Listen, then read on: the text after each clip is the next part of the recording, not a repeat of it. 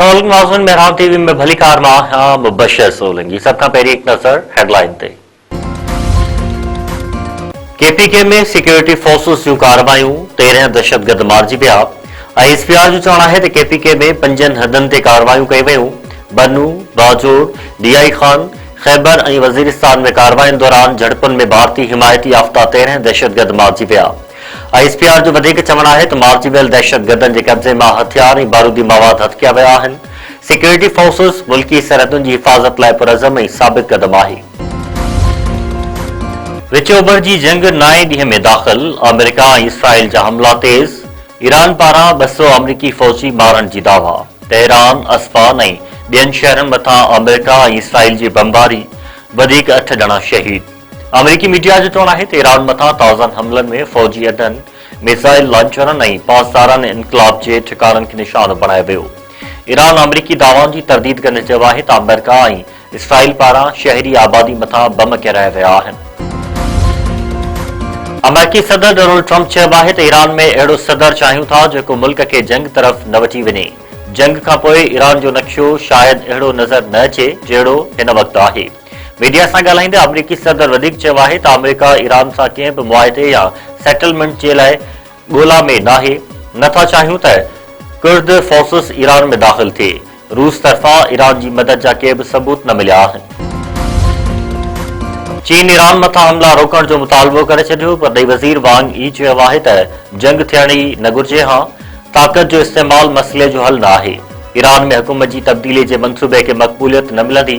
चीनी परॾेही वज़ीर वधीक चयो आहे त जंग खे पकड़जण खां रोकियो वञे ऐं वॾनि मुल्कनि खे उन में तामीरी किरदार अदा करणु घुर्जे। सऊदी अरब ईरान खे जवाबी हमलनि जो चिता ॾेई छॾियो। बरतानवी ख़बरू इदारे मूजिबि सऊदी अरब तेहरान खे ॿुधाए छॾियो आहे त जेकॾहिं हमला न रोकिया विया त जवाब ॾिनो वेंदो। सऊदी अरब अमेरिका फ़ौज खे पंहिंजा अदा इस्तेमालु करण जी इजाज़त ॾेई सघे थो।